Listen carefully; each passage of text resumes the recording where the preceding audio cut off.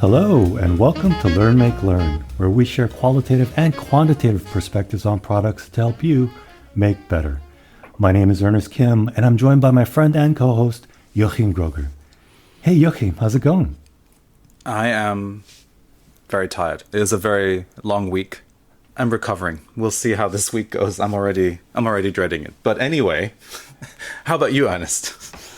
Actually, I'm pretty tired as well. I stayed up way too late prepping for this episode.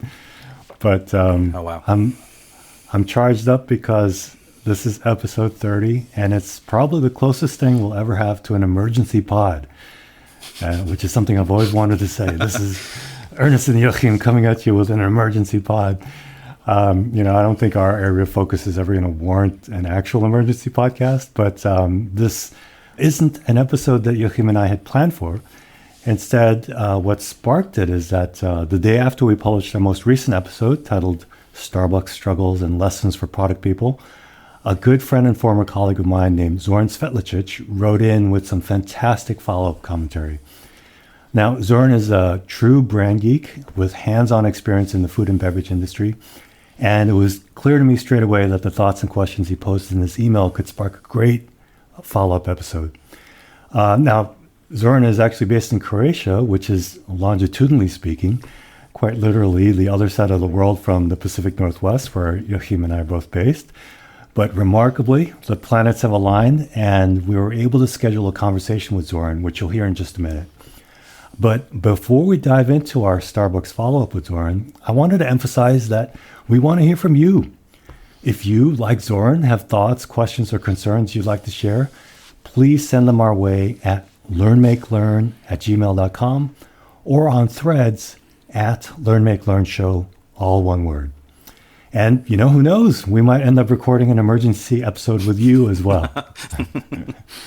Now, just one last bit of business before we get to our interview, and that's follow-ups. Specifically, just two quick corrections from us. First, Joachim and I both suggested in our last episode that Naomi Klein, who authored the book No Logo, amongst many other works, was also responsible for Adbusters magazine. In fact, Adbusters was founded by Kalle Lassen and Bill Schmalz in 1989, a decade prior to the publication of No Logo. While Klein and the team behind Adbusters certainly shared a lot of ideological common ground, she didn't start the publication, nor did she have any direct affiliation with it. Second, I incorrectly suggested that Adrian Brody had appeared in an Alien Predator crossover movie. I know, terrible. Shame on you. Shame on you, Ernest. In fact, Joachim was correct in his recollection that it was actually a Predator-specific film, namely Predators, which debuted in U.S. cinemas in the summer of 2010. In that film, Brody plays a character named Royce. So apologies for those two errors. And also, to make proper amends, I should say, Predators isn't a bad movie as well. So everyone should go out, support it on Hulu or whatever, on some streaming platform to make up for this terrible error. So that I agree. Yeah, you can go watch Predators, and then you can see this Badlands movie that's coming up pretty soon as well. Yeah, actually, before Predators Badlands is Prey. The same director did this movie called Prey, which is a very focused Predator movie, probably closer to the original Predator movie. It's very good. It's very, very good. Set in the 1700s. Native Americans are the primary protagonists in this. I would recommend it. I know we're not in the recommendations phase, but this lends itself perfectly to that moment. Sorry. No, that's a good one. I agree. All right. Now, let's get to our main topic and welcome in Zoran to Learn, Make, Learn. Zoran, welcome to the show. Thanks, guys. Thanks a lot for having me and for letting me dial into a show about Starbucks from probably one of the only countries in Europe that actually does not have Starbucks in it. I mean, we've resisted the invasion here in Croatia. Wow. Is that even possible? It is. It's sort of like one of those World War II maps, like they're at the borders, like they're in Hungary and I think Slovenia and Italy. And like we were like holding the front so far in terms of coffee culture. So let's see. But it's not a conscious thing, right? It's just that they're not able to get a foothold. I'm so interested. I don't know. I mean, I think if I'm probably honest, it's probably a tiny market that's not on the top of their agenda. It's like 4 million people or so. But on the other hand, I think they've opened up in Slovenia, which is like half the size. So Yeah. there's a lot of tourism here too. So I don't know. There certainly is a very strong coffee culture, which maybe they take into account. But look, they're in Italy, across the sea. They're in Austria, so I don't know. We're still holding strong. Well, so that's something we'll dive into more as well, just kind of coffee culture in Starbucks. But in our intro, I mentioned that you, Zoran, are a true brand geek and have hands-on experience in the food and beverage industry. To be specific, you've been working in advertising and brand consulting for almost 30 years and also run a natural wine distribution company in Singapore. On top of all that, you also write an influential newsletter on sustainable food. Could you share a little bit more detail on your work in these areas? Sure. Yeah, that's right. So, I'm sort of a accidental marketer and brand person because I originally studied and trained in computer science, but I was sort of led astray by a marketing professor who I took an elective with in undergrad that maybe we can actually come back to later in the discussion. So, it's been the branding and marketing stuff has been super interesting over the past few decades. So from the US to Europe to Asia. You get to kind of learn a lot about a lot of different industries, lots of different consumers, lots of different problems. But I think a lot of time it's also, as I'm sure from your experience in consulting, it can also feel a little bit abstract.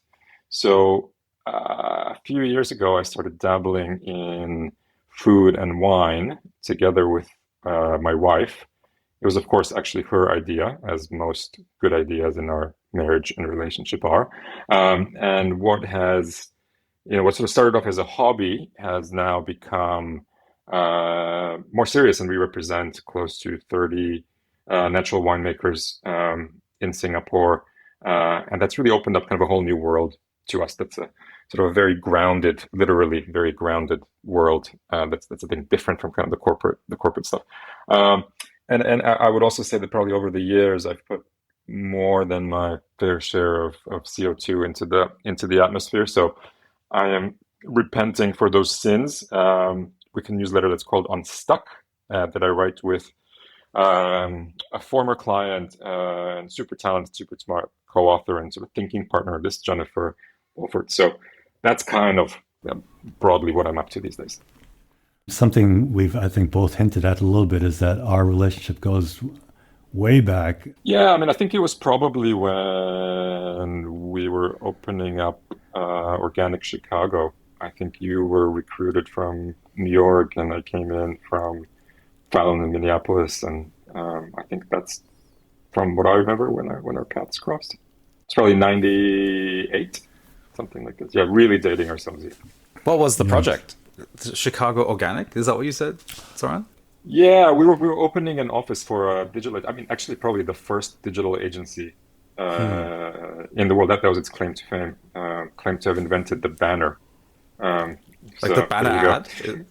The banner ad. Yes. Wow. Yeah, I think they actually shared an office with Wired in San Francisco, and that was like one of the first websites. And I think Volvo was the first client. And they tried to figure out how to charge them for advertising, so they kind of stuck on this little thing on top of the page, and that was the banner. And I think that format, I mean, I don't know if it still exists. It's like, what is it, 468 by 72 pixels or something? Yeah. Like that maybe is still around right, from the early 90s. So anyway, so they recruited a bunch of us from kind of different agencies around the US to start their Chicago office.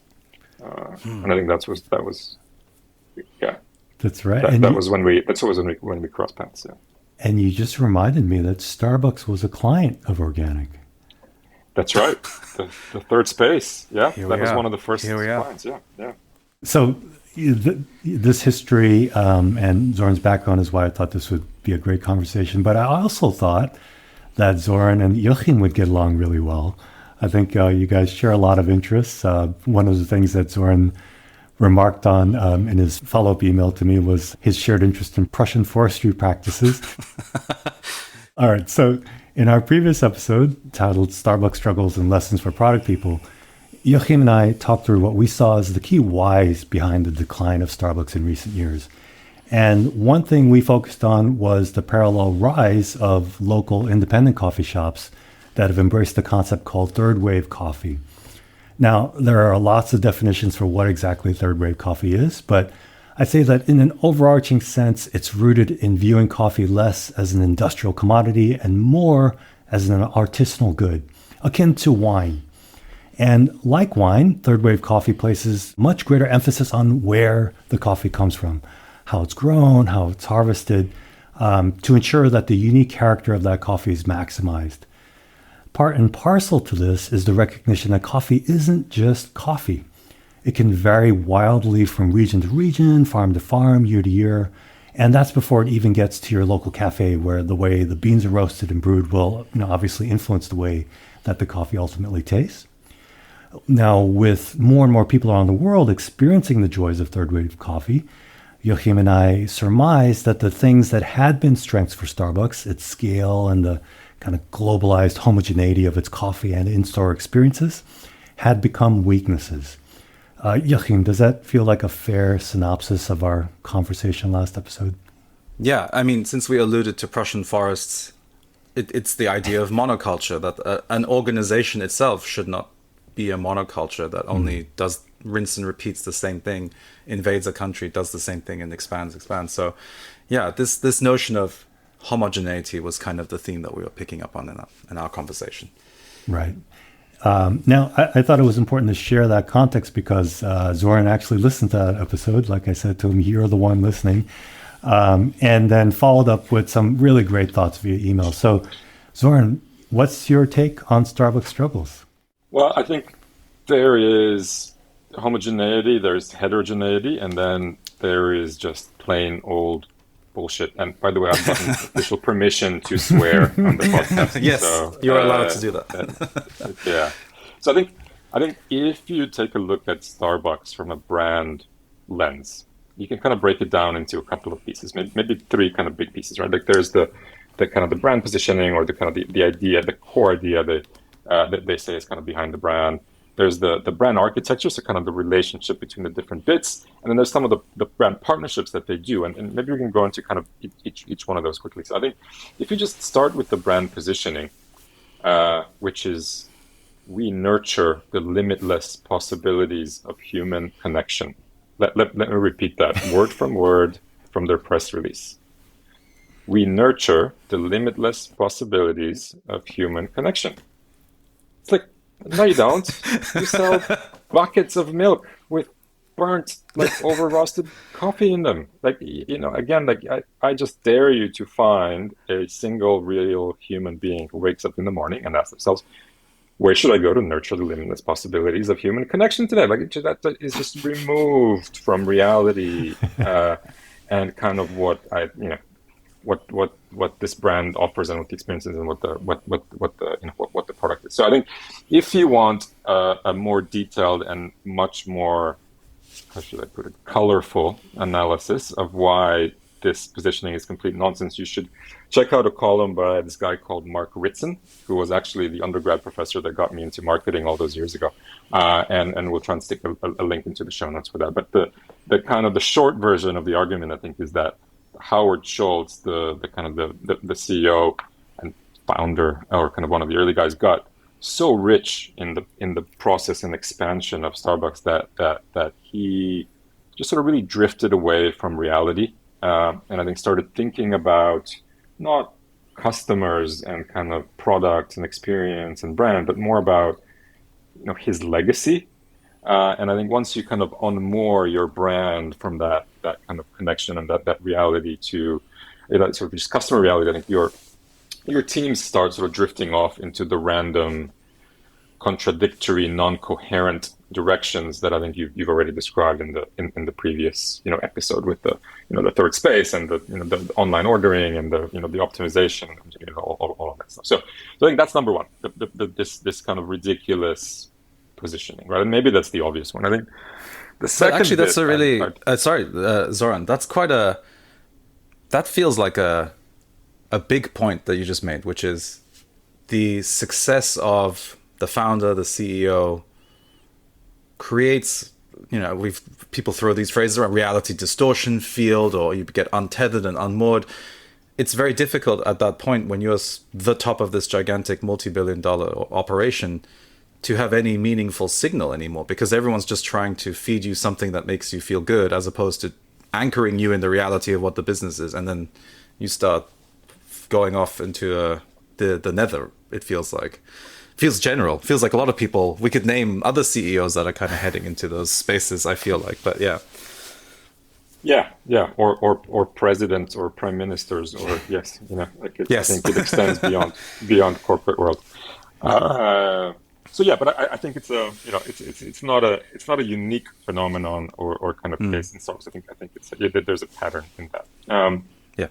And there could probably be a whole other discussion in terms of how you kind of keep that grounding. But I think, just again, from a brand perspective, the second thing I point to on Starbucks is the brand architecture, and this, I guess maybe I'll sort of start a little bit tangential and kind of bring it back to the Starbucks thing. But about 10 years ago or so, I was working on launching a brand of instant coffee into China. So it's kind of a market entry project, and so very much sort of, I would say, not even second wave coffee, probably first wave coffee, right? Like kind of powdered instant stuff. But the client also happened to own a cafe in Shanghai, and we were meeting, chatting about stuff, talking about the project, and we went in, and he asked me kind of what I want to drink, and I said, how about latte or flat white or whatever it was, and he said, okay, you can, but let me sort of give you something to try, and I bet you once you try it, you will never go back to this kind of weak milky stuff. And I was like, okay, yeah, whatever, fine. Like, try me, and he got the barista guy to make what for me was the first time I tried V60, like a pour over coffee, like kind of a well crafted, like perfectly measured, whatever, 15 grams of water at 93 degrees to a gram of, like, all of that kind of geeky coffee stuff. And I tried that, and I was like, oh my God, you're right.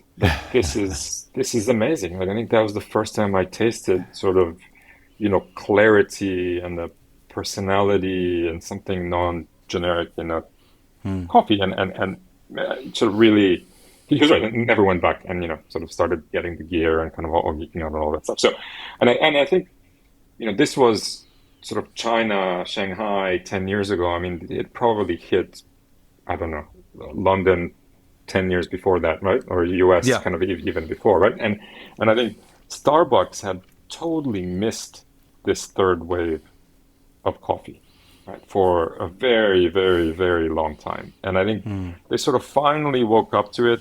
I don't know exactly when, I'm sure we can do the research, but when they started doing the kind of the reserve sort of sub-brand or outlets. But at that point, I think it was just too little too late. And I remember distinctly going into a sort of a Starbucks that had a reserve in Seoul, which, by the way, is the #1 city in terms of Starbucks outlets in the world, right?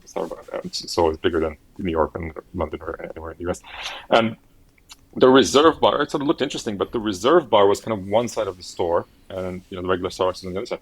And the reserve side was empty. And I was just kind of like looking around, like, what's this?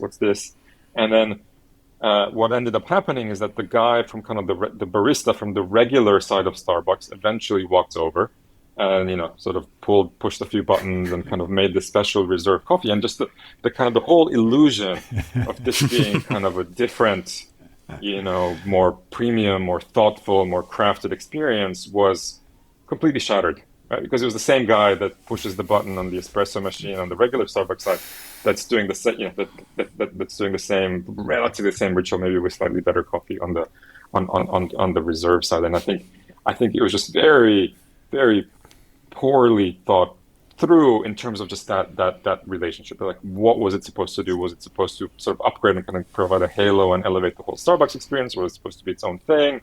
I think that relationship was unclear, and I think maybe the two sort of equities were quite incompatible. And you can maybe see a different approach that's, I don't know details, but maybe it worked better in the sort of the Nestle's acquisition of Blue Bottle, right? So they bought it, pretty much left it alone, right? Like you don't mix Nescafe and Blue Bottle, right? Those are two different worlds, two different occasions, two different needs, two different mentalities. So that there's that brand architecture piece. And I think for me, maybe the third one, which just really ruined Starbucks for me, was sort of their sort of brand partnership strategy, right? And I think this was sort of a decision they made sort of also roughly around the same time, where they literally got into bed with the devil. And by the devil, I mean Nestle and Pepsi, right? They signed a deal with Nestle in 2018, I think, where they paid them 7 billion plus for the rights to sell Starbucks branded coffee outside of their cafes, right? So just sort of think about that, right? Like basically they've allowed the maker of instant, like the most basic,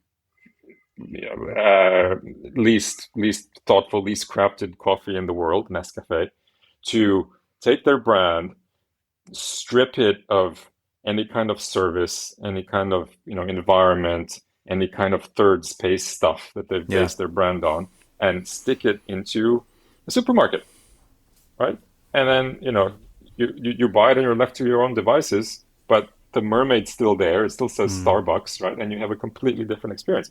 And I think, and just to kind of add insult to injury, I think a couple of years later, they sort of partnered with Pepsi, as far as I understand, to make ready-to-drink beverages. So again, Starbucks brand, Pepsi makes it. You can get a can of Frappuccino or whatever it is in your 7-Eleven. Like, how does that make you feel about this kind of third space, special crafted brand that they talk about. So for me, in addition to all the kind of customer experience, kind of product issues that you guys talked about, I think there's these kind of three brand decisions. So this kind of very unclear, amorphous positioning, this kind of very confused response to third wave coffee, and then these financially very lucrative, short-term partnership decisions. But I think in the longer run, very, very sort of brand dilutive, that are maybe part of the story and the issues that they have now. Yeah, it's interesting. Your last point. So I've been struggling generally when I'm thinking about some of the consulting work that I do on the side, or in everyday corporate jobs. It's very difficult to get people thinking about the long run. But it certainly feels like brands are intuitively understood to be long-lasting, long-lived entities.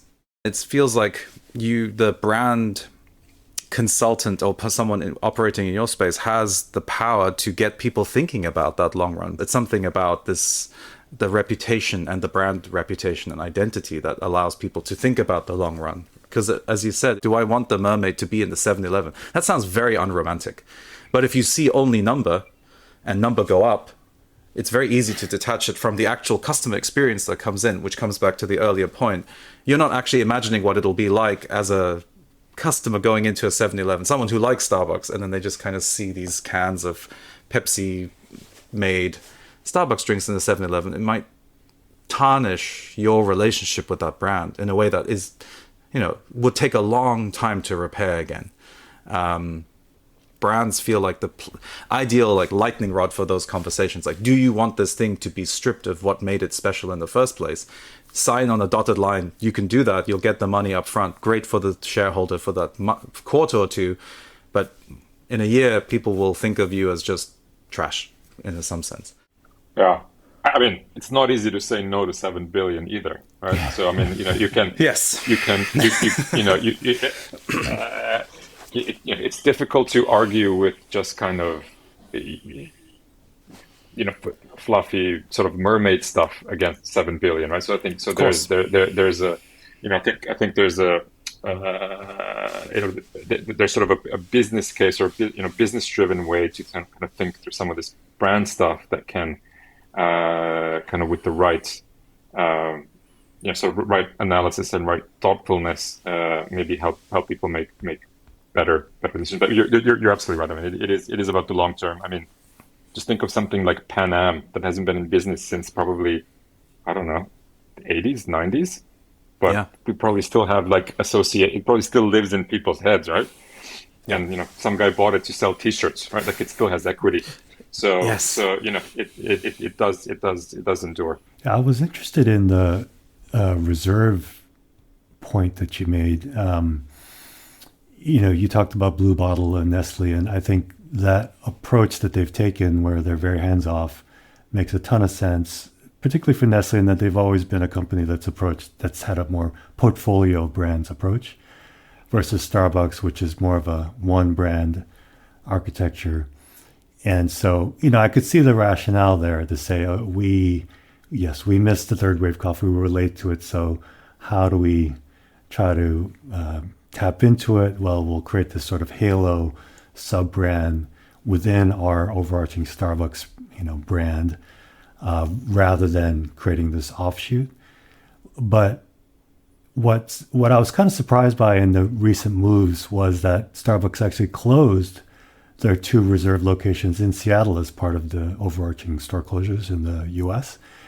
I think a lot of people were surprised by that because those locations were quite popular. They did really well. They were kind of seen as global tourist attractions. And I was just curious to hear your thoughts on that. I mean, I have some thoughts as well as to why they might have done that, but I was curious, do you just see that as them maybe recognizing that this is sort of a lost cause at this point for them? I mean, I don't know the numbers and kind of the business case behind it, but I think you have to make these brand architecture decisions in the context of kind of category and customer needs. And I think if you make a kind of this kind of Starbucks plus type of model, that it has to fit with how people actually consume your product and sort of interact with your category. So I think that kind of brand architecture model, I mean, you tend to see it a lot in categories like financial services, for example, right? So you have kind of what they call a wealth escalator, right? So you start with a regular Citi account, then you get Citi Plus, then once you have, I don't know, 250K, you get Citi Gold. Once you make your first million, you get Citi Gold Private Client. Then once you kind of 10 million plus, then you're a Citi Private Bank, right? And there's that kind of journey over time, and maybe there's something aspirational that kind of pulls you up that escalator, right? With coffee or kind of food or fast-moving consumer goods, I'm not sure that's the case, right? I mean, I don't know. There might be sort of different occasions where you might want, your pumpkin spice latte for Halloween, and then you might want your, I don't know, whatever, natural geisha, V60 from some small lot guy, whatever, right? But you kind of bounce around, right? Like there's not that kind of natural progression over time. And I think maybe kind of a kind of house of brands or multi-brand architecture can kind of help target those needs more accurately, which is maybe why you see it, you see it in Unilever, P&G, Nestle, those guys, right? Like they have 10 different detergents, but they kind of target different occasions. It's not like detergent basic plus. You know what I mean? So I don't know. I don't know if they've thought through that. I think for me, just the whole reserve thing within Starbucks was just a big fail from that just kind of initial experience. But also maybe it never made me feel better about Starbucks. It also made me feel worse about it. I sort of feel like, oh, okay. And then like there's this temple that you've built, but actually what's accessible to me on a day-to-day basis is kind of Starbucks minus. Do you know what I mean? Like not a Starbucks plus. So maybe in their drive into kind of simplification, they've realized that they need to, if they're going to kind of move the needle on the business, maybe they need to kind of really fix the core brand. And this kind of reserve stuff is maybe a distraction, and they're focused that effort on that core, which is maybe the right thing to do. Yeah, that's been my take as well. I kind of feel like they've, to the credit of the new CEO, Brian Niccol, maybe recognized that as a brand, they aren't a third wave coffee provider. That's just not their position. That's not what their customers really are looking for. My supposition is that the closing of those reserve locations is sort of a tacit acknowledgement of that. Could very well be, yeah. Do we think that they could have done something akin to, or if this is still a possibility, and we've talked about this, and it's Nike's skateboard brand had a similar failure right at the beginning. They just kind of took their big sneaker playbook, slapped it onto a skateboard and said, look, this is a skateboard sneaker now you buy it. And it was very cynical. It was very clear that they were trying to cash in on the uptick in interest in skateboarding. And then it took Sandy Bodecker to basically reset things and try and approach, I mean, very visibly, they're still Nike, but doing it in that's a very cheesy thing to say, very grassroots way, focusing on the independent skate shops and then building from that, the culture around that. Do we think something like that could be done as a skunkworks type project with the Starbucks machinery behind it, but not in an obvious way? Or is that did the reserve thing just tarnish any other way of doing stuff? Yeah, personally, I don't know if it would work. I think, to Zoran's point, I feel like this kind of food and beverage space is a little bit different in that as a consumer, it's a continuum. And, like you mentioned, Zoran, you kind of jump in and out at different spots, and you're not necessarily looking for one brand to deliver on all those different sorts of experiences. Yeah, I think it'd be more challenging for Starbucks to use that sort of approach. At least I can't think of a way that would work for them. That wouldn't end up just being a distraction that, just as I think the reserve approach has been. Yeah. What about you, Zoran? What do you think? I mean, maybe not with the Starbucks brand, right? Like, I mean, they could do a Toyota Lexus type of situation, and maybe just go after it in a different format, but maybe not close to the core. Yeah, the Lexus one's interesting because the Hyundai is trying to replicate that model with the Genesis brand. We all know it's Hyundai, and we all know that this potentially is an arbitrage opportunity to get a high quality car that's at the spec of a Lexus, but priced way lower, because this brand is trying to bootstrap itself and get itself up there. But it sounds like the core idea is right now there's Starbucks, focus on that, and then if you do want to try something and try and tap into something different, it would be sub brand to separate it out, and it just becomes a separate stream of activity, but potential with distraction of taking you away from what you need to do day to day. One thing that I mentioned earlier that Joachim and I really focused on in our conversation last week was this monoculture, or really this move away from monoculture. As with third wave coffee, it's the antithesis of that. It's all about celebrating the uniqueness of specific growers and specific beans and specific ways of brewing. And something you mentioned, Zoran, kind of I felt like connected with that. You had mentioned when you emailed me that you were in Rome on holiday, and that, for one thing, you mentioned that the Starbucks you encountered seemed to be relatively empty, the ones in the historic center, but that what was booming in Rome was McDonald's. And you kind of highlighted them as an example of a company that seems to have managed to deliver on scaled heterogeneity. And I think listeners in the U.S., where McDonald's restaurants are very, very uniform, will probably be surprised to hear that. So I was curious, could you talk more about what you saw McDonald's doing right in Rome in particular, and just sort of overseas in general?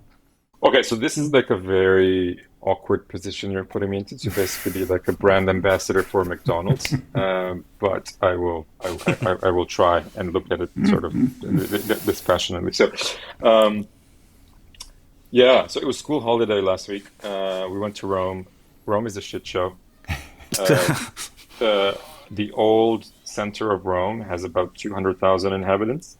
They get 22 million tourists a year. Oh. Actually, that was last year. I think this year is going to be up by 10% because the Pope is opening some weird door or something, and there's a lot of like pilgrims coming. And it is just mass tourism out of control, and it's tons and tons of tour groups, a lot of them American, walking around like zombies with their little headphones in and recording the same sort of Instagram reel or TikTok of a tiramisu wait 90 minutes to get, and it's ridiculous. It's ridiculous. But in that chaos, you can sort of look at McDonald's in some ways as the mirror image of Starbucks, because they're roughly about the same size. They both have 40,000 I mean, they both call them stores, right? They don't call them like restaurants. It's 40,000 stores, right, around the world. But McDonald's drives about 3 to 4 times the sales of Starbucks through the same footprint, right? And okay, maybe they have a few more occasions during the day, and they have kind of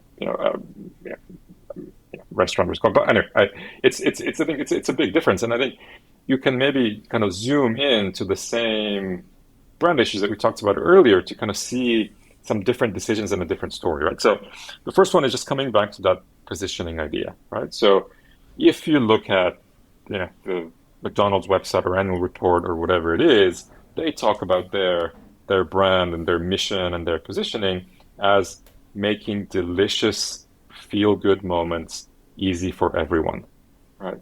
Delicious feel-good moments easy for everyone. So whole fucking connections and humanity and all this nonsense. It's like, okay, it has something to do with food, and it's easy. When you don't want to think about stuff, you go to McDonald's, right? Or you need to pacify your child, you go to McDonald's. Or you have a hangover, you go to McDonald's. It's like I think very just easy kind of solutions for those occasions or kind of those moments, right? So I think just that positioning and that idea is a lot more grounded, and maybe for them it's actually more important that it's grounded because they are operating through a mostly franchise model, right? Whereas Starbucks is mostly company owned. So they do need, they have less control over those restaurant stores around the world. Yeah. The second thing is the brand architecture, and again, I think here they just thought a lot more clearly about kind of what they elevate into those sub brands, right? So you have, I don't know if you have it in the US. I haven't done it in a while, but the McCafe. That's focused on coffee. You have Happy Meal. You have Big Mac. There's just kind of the iconic products, the iconic occasions. They've kind of separated them and sort of branded them, given them a purpose. But it's not sort of dilutive, right, of the core McDonald's kind of offer or experience. It feels much more additive, right? So again, the Happy Meal and the kids targeted stuff doesn't make you feel like you're getting something worse out of the regular burger or whatever you're getting, right? Same thing with the coffee, right? Like they just kind of elevated their coffee. And then I think just in terms of the brand partnerships, very, very different approach, right? They've not kind of, you don't buy McNuggets in a 7-Eleven, right? Yeah. They bring in Hello Kitty and Care Bears into the store, and that gives kind of novelty and reason to come back and collectability and kind of drives that repeat.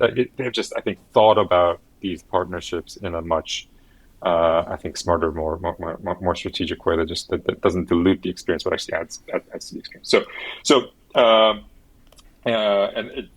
those, I think, from a brand perspective, that's kind of what's happening. But I think also, just coming back to the business model, I think there's just a lot more flexibility and adaptation because of the franchise model, right? So, can you get a beer in McDonald's in the US? No, I don't think so. No. Okay. So in Rome, people were just getting their nuggets and burgers and just kind of hammering Peronis. I think you can get they've obviously adapted the coffee program to the local market, and again, just as you go country by country by country, it's a much more tailored, heterogeneous thing. Now, let's be real and let's not kid ourselves. It's nowhere near third wave coffee or natural wine or authenticity or real producers, or we're still talking a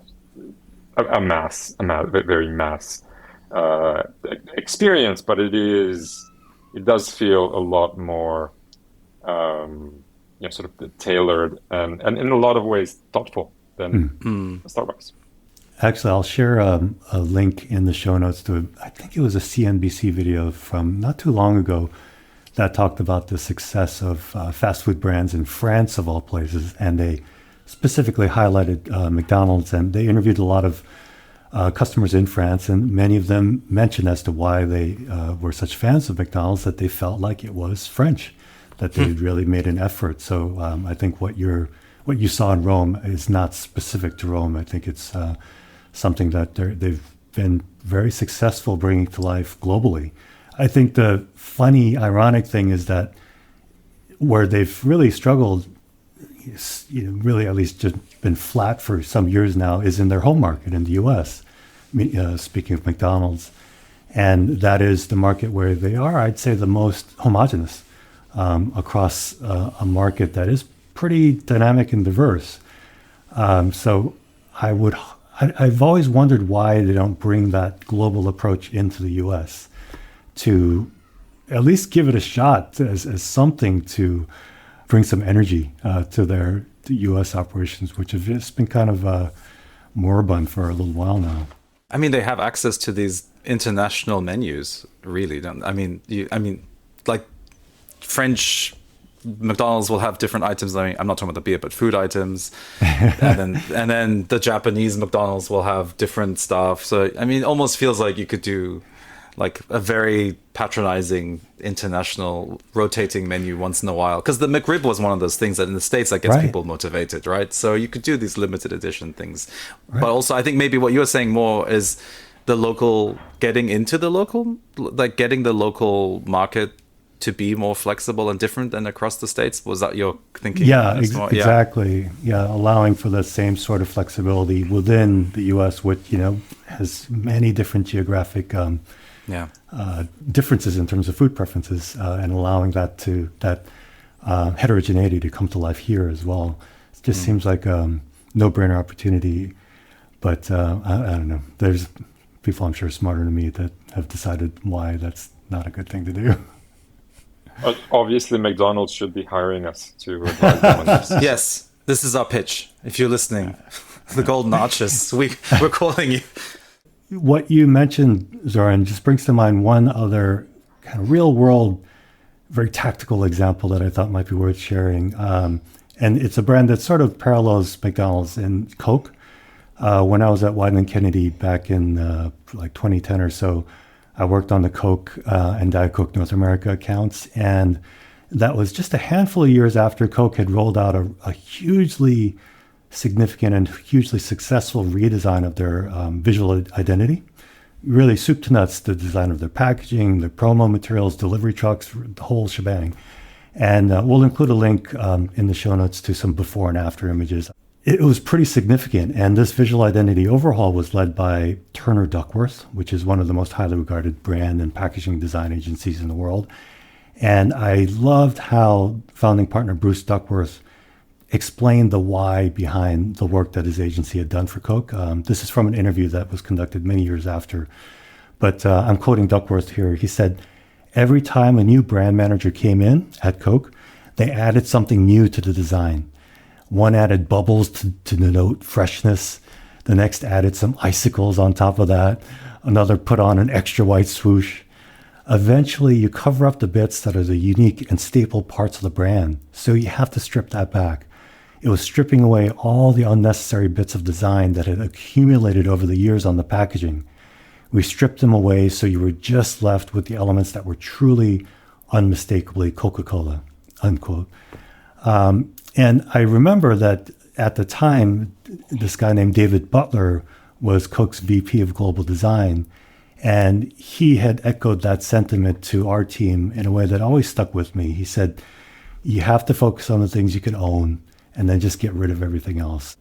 Another reason I really love this is that I think it echoes the original brief from way back in 1915 that led to the now iconic contoured Coca-Cola bottle. And I think it was a brief that was remarkable both in its audacity and its simplicity. That brief was simply to create a bottle so distinct that it could be recognized by touch in the dark or when lying broken on the ground. And I think that the Turner Duckworth team really kind of came back to that in this redesign work that they did.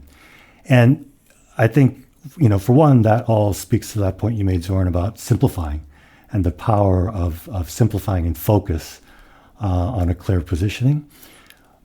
But I wanted to really highlight something that was a build on that, which is, as David Butler explained in interviews, I'm quoting him here now, the whole business model at Coca-Cola is about leverage and driving scale around the world. But in order to maximize effectiveness, we also recognized we had to approach design with consistency, adaptability, and cultural relevance, unquote. So using this new visual identity as a baseline, Butler's team designed or created a web-based tool that they called the Design Machine that enabled Coke employees and partners around the world to create customized designs for packaging, posters, and what have you. As Butler explained actually in an interview with the Economic Times of India, in an interview in 2010, I'm quoting him here, Design Machine takes assets and allows local markets to customize them. 80% of what you do is pre-designed, and you can customize that by up to 20%. It gives us that kind of flexibility and productivity across our company. Imagine writing a brief, briefing an agency, getting the work back, sending it to corporate for approval. What used to take a minimum of 2 weeks now takes 10 minutes, unquote.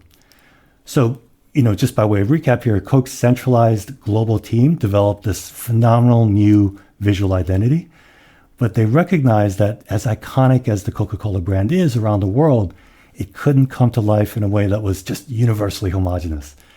So like McDonald's, they realized they had to allow for a degree of heterogeneity in local markets. And they had, I think, what was a really surprising degree of foresight back in the late aughts to actually create a tool, to create a platform that very efficiently enabled their local teams to deliver on this sort of managed heterogeneity. And, I think this might seem a little dry, but I thought it was worth sharing because it shows that there are ways that you can deliver on localized heterogeneity for, it's a terribly unelegant term, but, that's what we're talking about, and do that while still retaining global consistency around the fundamental aspects of your brand. Yeah, absolutely a classic. Yeah, absolutely a classic, I think, case study and the kind of power of design and sort of what they did with that, and sort of invented Canva 10 years before Canva, right? Like with the kind of the automation and the online stuff and tools. So I think, yeah, super great case study and example. Maybe they need to bring them back in though, because I think they've drifted. Yeah, and it's sort of like a decade. Like every decade you kind of need to clean house. I don't know how you guys feel. Like I think it was Ogilvy that convinced Coke to kind of replace the logo with people's names on the packaging. Yes. How do you guys feel about that? That was, I think, another interesting example of allowing for heterogeneity, in that, as I recall, that work came out of Coke Australia. And I'm not sure, I think you're probably right that it was Ogilvy out of Australia that came up with the idea. And it was apparently very successful. It actually did drive an increase in sales. And so Coke globally then highlighted that and sort of encouraged local teams in other markets to adopt that concept as well. So I thought that was another cool example of something that came bottom up. It wasn't something that the global Coca-Cola team came up with as an idea and forced down. It was instead something that came from a local market and went up. Personally, I think it's kind of cheesy, but apparently it was effective. I don't know, Joachim, if you have a take on it. I was just very confused because if you walk into a shop and you just see names, you kind of, I know it's Coke and I know all that stuff. It's surprising that I would still be confused and just be like, what? Why does it say Pedro on the can? What is the significance of this? This should be legible to me as a customer walking in, what this is and what the joke is, or what am I missing out on? So I found it very confusing. I'm surprised hearing that, Ernest, that you said that it actually did something. But yeah, I mean, I think to their credit, and maybe I'm totally rationalizing here, but it was rooted in the fundamental brand positioning for Coke, which was kind of around this idea that Coke is better when you share it with someone else. And so the intention was that you'd be buying it for someone else, for Pedro, and you'd be giving it to Pedro and be creating this moment of joy, of shared joy. I see. Yeah, I don't know. Zoran's crossed his arms now. Yeah. I don't know. To me, it always came across as like telemarketing. Like when they don't know like what's your first name, what's your last name, and it's like dear Kim, or dear Svetlicic. It feels so fake personal that I don't know. To me, it's sort of diluted. It always felt diluted, but I'm probably not the segment, Not the like target. Yeah. good stunt, good activation, but I think they've taken it too far. Yeah.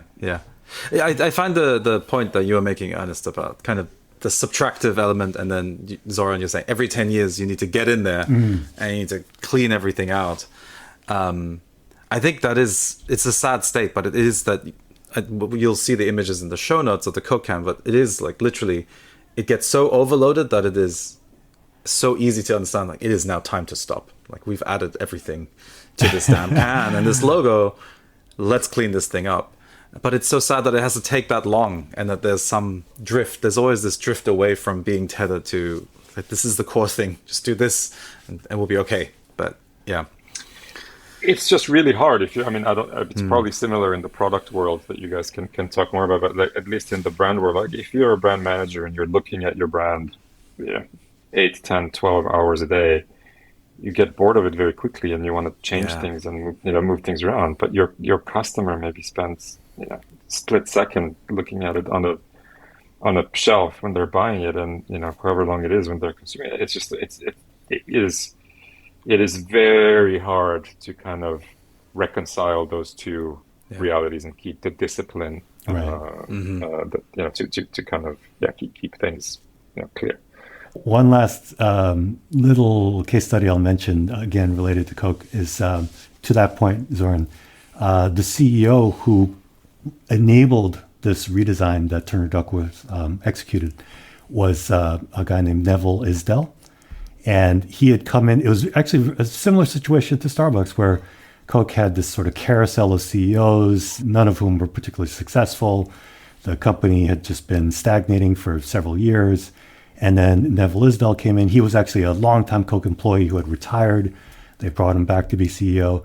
And he noted that one of the things he had done when he was leading Coca-Cola in the Philippines to get his team to try to think, I hate the term outside the box, but, outside of their own BS, was he had a meeting where he, as the head of Coke in the Philippines, came in dressed in a Pepsi t-shirt. He had Pepsis out on the table and Pepsi tchotchkes. And he said, hey, you guys, we're going to be Pepsi, and we need to come up with a plan for how we're going to attack Coke. And, it's a silly little thing, but it was a tool that he found to be effective for kind of getting people to think outside of that standard framework that it's so easy to get stuck in. Great idea. I'll steal that for some workshops coming up. Now, just to kind of maybe bring this back, I was curious, Zoran and Joachim, we've talked about some examples here, some specific things like from McDonald's, from Coke. Are there any things that you think Starbucks could apply to help them address these issues that they're having? I think we've given them a lot of free advice on this call, right? Like, I think you can, that I'm sure they're aware of as well, right? So, yes, I think we've covered a lot of it, from the brand side, from the product side, just kind of, figure out where they really want to play, and I think commit to it and simplify it. Joachim, as someone who lives in Seattle, what's your take? Oh, actually, yeah, I hadn't made that connection until you mentioned it. The one thing that I come back to, and that's mainly my bias from, my background as a protocol designer, is I look at that wallet app quite carefully. It's just a payment card right now. So I don't know exactly what it is, but there's something in that. I feel like the magic is that people are willing to load it up with money.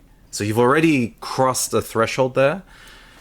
So there's some magic somewhere in that I feel like hasn't been fully explored. But I don't know exactly what it is. Is it loyalty? Is it some sort of other way of creating attachment? Is there another way of creating a sense of belonging to your shop? Is there a way to, replicate something that creates a weird pseudo community that we can make money off of. That doesn't sound right, but you know what I mean. Would you allow the wallet to be, again, more heterogeneous? It's a digital thing.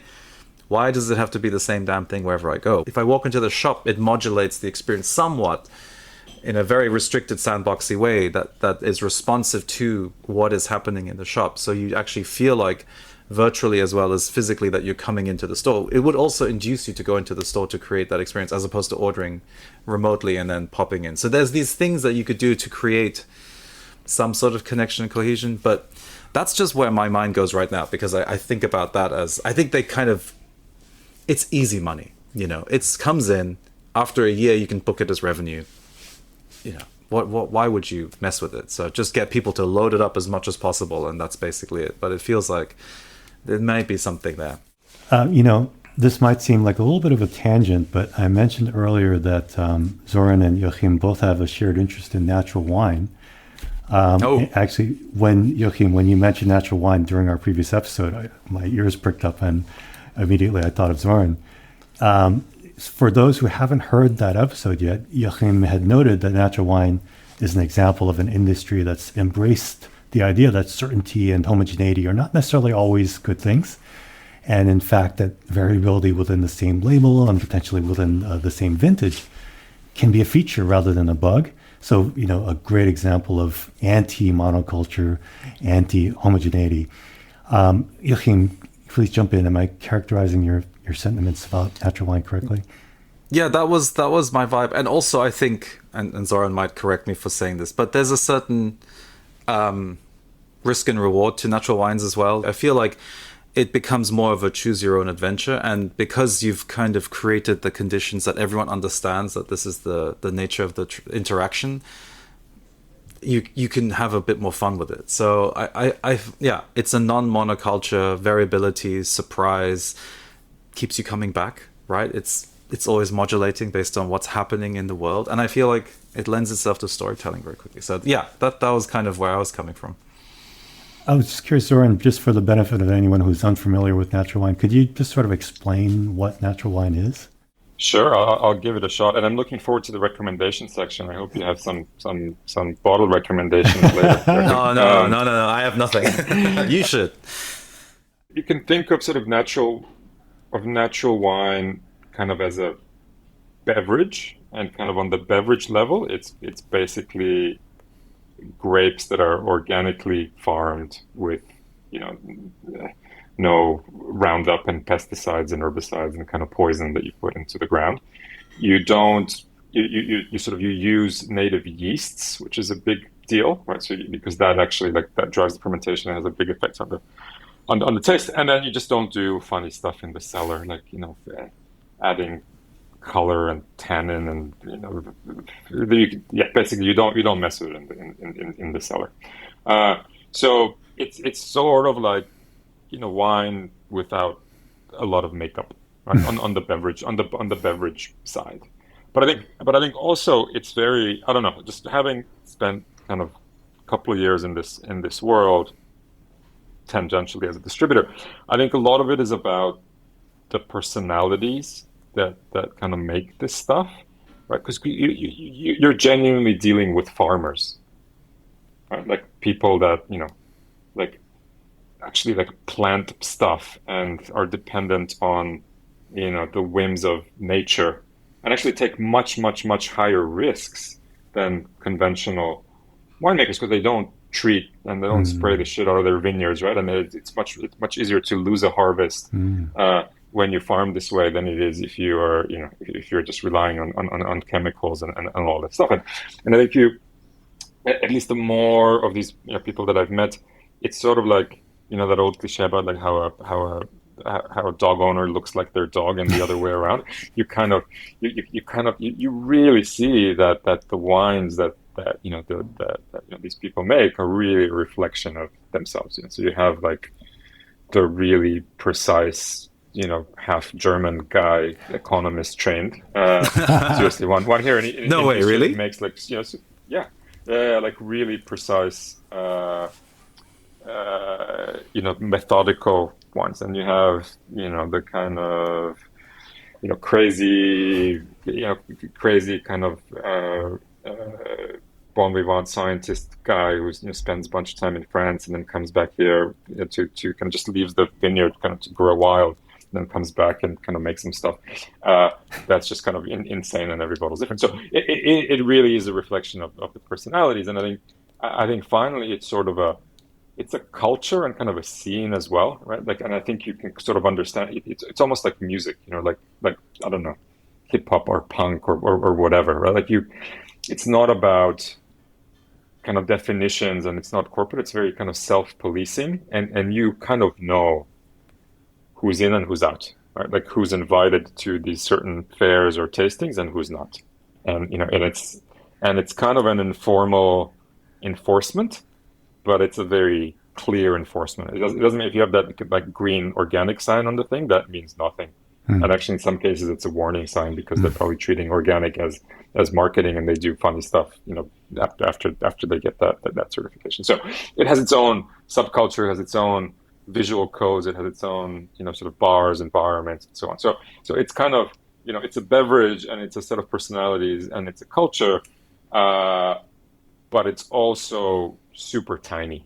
It's like maybe if I'm generous, 2% of global wine production. Yeah. And the rest is Starbucks. Yeah. The rest is the rest is yeah. So I don't know, that's kind of a long-winded way of it. But it's so interesting because I'm super biased about this stuff. I like a good punk rock ethos to it. Like you said, the norms that create the scene are also only experienced. They're not written down in a code book. So I find that really, to me, that's very energizing because so much is mediated through machines now, and for machines to be able to be in the process, like computers, you have to turn yourself into a legible thing. You have to bucketize yourself into a vector of classifications and things, and then all of this just to like quantize yourself into a thing that is legible. And when I hear about scenes like this that are just illegible, I have no sense. I have to go there and experience. You would have to be my guide, and we could experience it together. It's fascinating to me, and I feel like that's the stuff that creates resilience in your economy, resilience in the activities of people, because we should have more of this across the board and in more industries. It should feel more like this than hyper corporatized nonsense, because that stuff is not resilient and is generally a monoculture, and it's your Prussian forests, right? It's not the rich undergrowth and nutrients that spark new things. We're trying things, we're doing things. Experimentation is part of the core fabric of what that community is trying to do, and being adventurous. That's super anti-corporate, right? Totally. And I think it's probably kind of intentionally opaque, and it kind of takes time to penetrate. So you kind of feel like you've actually, like, once you put in the work, you feel like you've discovered something, right? It's not so easily, just it's not on the shelf and says Pedro, right? And you kind of pick it up, right? Like you need to, yes, right? Like you need to do a little bit of homework. And I think the other thing that's maybe interesting about wine is that it's maybe one of the few food products that I can think of that doesn't have an ingredients label, right? So the kind of conventional stuff doesn't have to disclose that they've put in all of these chemicals and done reverse osmosis and put in mega purple to kind of color it, and and then boiled up some alcohol. What like that, they don't, right? So you really have to dig deeper for yourself, and I think just that process is kind of rewarding, and sometimes you end up with shit that's undrinkable, but sometimes you find something that's amazing, and that's part of the joy. I was curious, when we worked together, I didn't recall you being a huge wine person, so I was wondering what led you to become a distributor of natural wine. Again, it was really, I think, just this connection to something real that was very appealing, especially sort of living in places like Hong Kong and Singapore, and population density of 10,000 people per square kilometer, and no farming, no land, no connection to nature. I think it was a connection to nature, connection to home, connection to something real. That's really been super appealing. and we really enjoyed it. And I think just again the community of people that we've met around it that sort of care about growing things other than their bank accounts. That's awesome. This has been a great learning conversation for me, a great experience. And huge thank you to Zoran for joining us on short notice for this sort of kind of emergency episode. But don't leave just yet, because Zoran is actually staying with us for our actual recommendation segment. All these things we've already talked about, notwithstanding. Now, just for background on this, Zoran, every episode, Joachim and I, and with a recommendation, I may be misremembering this, but I think initially we had imagined this as an opportunity to highlight a product that we were particularly excited about or particularly disappointed by. But in practice, we've ended up using this as an opportunity to highlight pretty much anything that's kind of gotten us excited, including books, films, music, and occasionally products. So I know it's great. That's why I have these. Oh yeah, that's one of my favorite. That's one of my favorite parts of the show. Yeah. Oh, that's great. Zoran, just for anyone who's listening, held up a pair of headphones that he bought based on one of our previous recommendations. So with that context, Zoran, is there anything you'd like to recommend to our listeners? Yeah, a couple of things. So I think if you are interested in kind of heterogeneity and this kind of anti-corporate world, maybe check out an app called Raisin.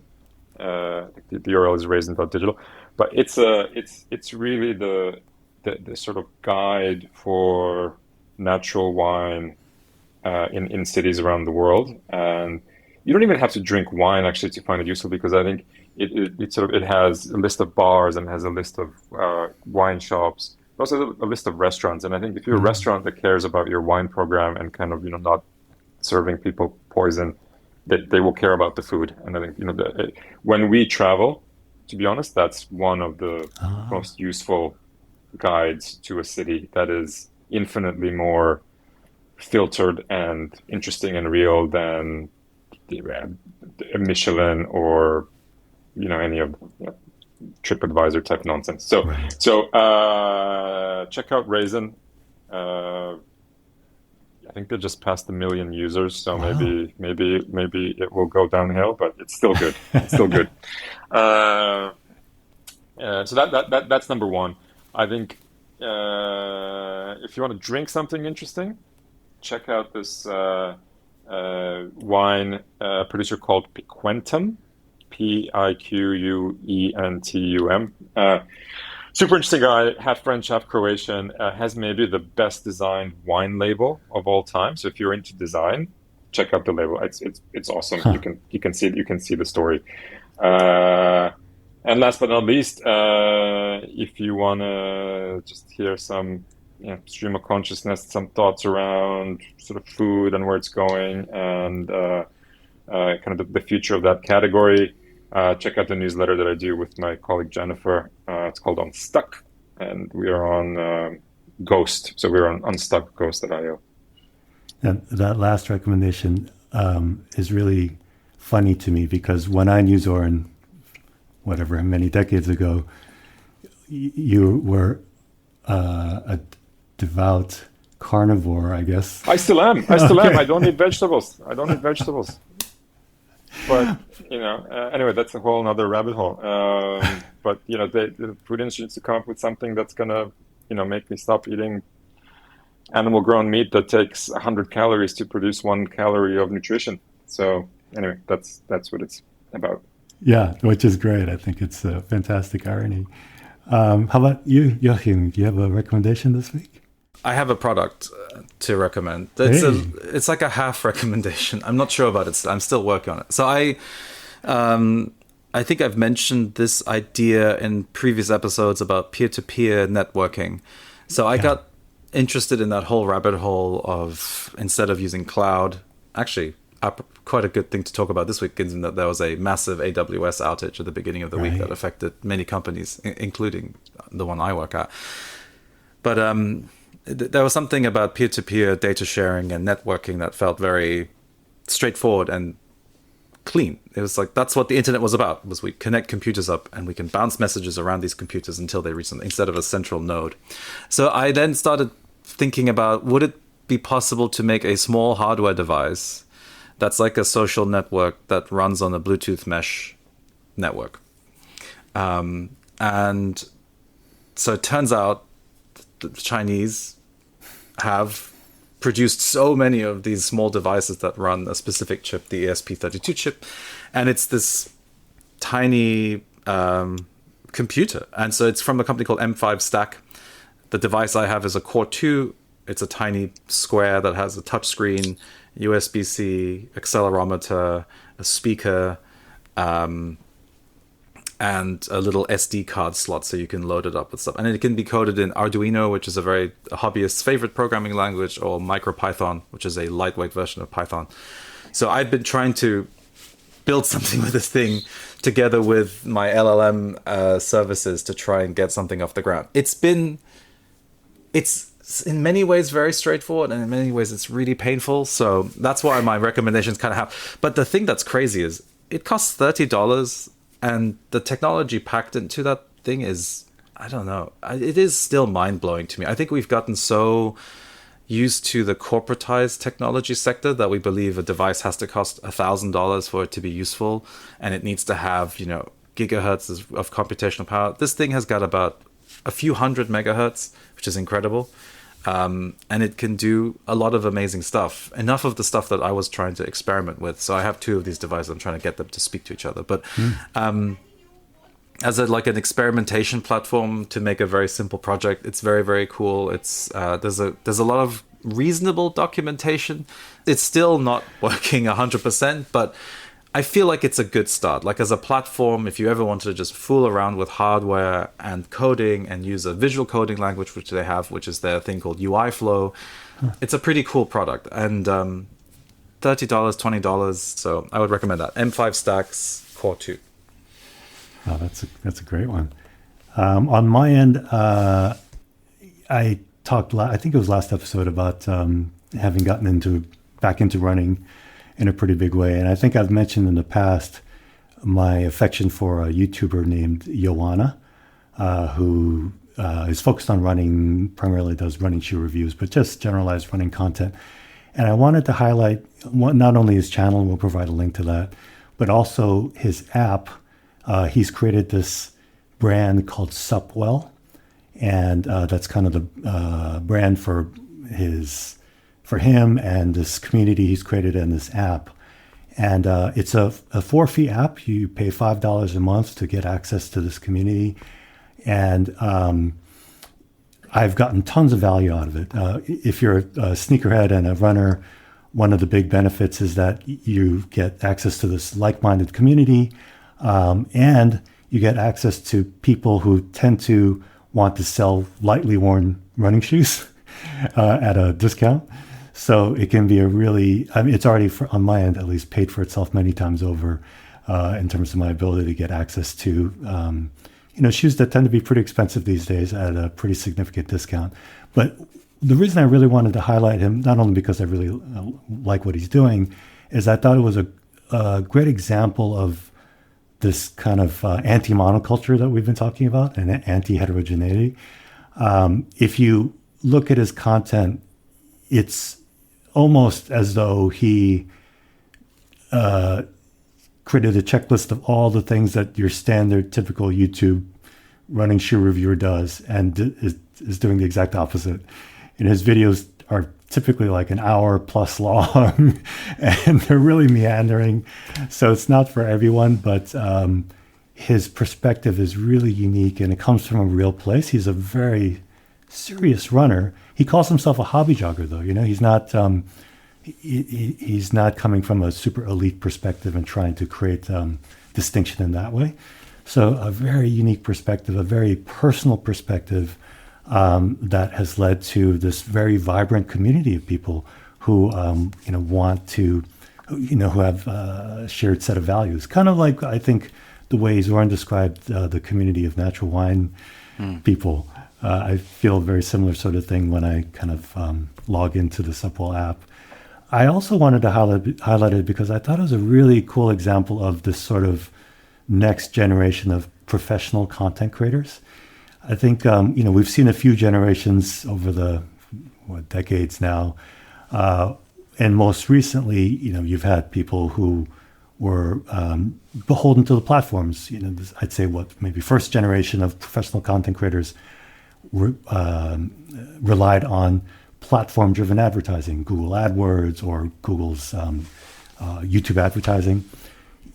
Kind of more recently, you've seen an evolution to creator-driven monetization via like brand tie-ups, the ubiquitous Squarespace ads or VPN ads that you hear creators reading in their YouTube videos, or direct monetization via platforms like Patreon. But still, they're beholden to the platform providers because you needed to kind of do what the algorithm wanted you to do to get the views you needed to be able to monetize your content. But now what we're starting to see, and I think Joanna and Seppo is a great example of this, is maybe you could call it like a third generation, a Gen 3 of professional content creators who are shifting the power dynamic. So in the case of Joanna, he's created this app, the Seppo app, and he still uses his YouTube videos and his Instagram content and TikTok content to kind of build and cultivate his audience. But then he generates the bulk of his revenue through this complementary product and service offering via his app. And he owns that relationship now. Like, he owns that relationship with me now.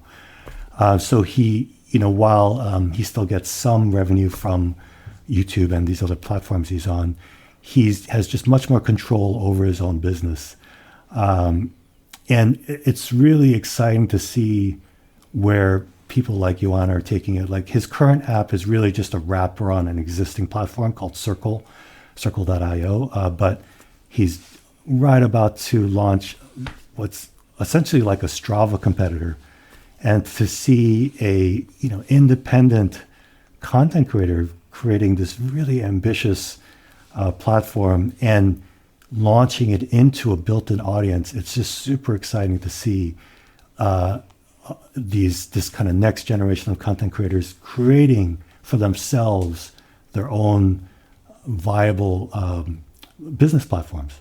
So for a lot of reasons, I wanted to highlight that. I think his content's super fun, but also just as an example of the evolution of content creation online. Seems a lot deeper than, who was the other guy you had that was selling the wallpapers? That seemed like the Marcus Brownlee. Yeah. Yes. Oh my goodness. Yeah.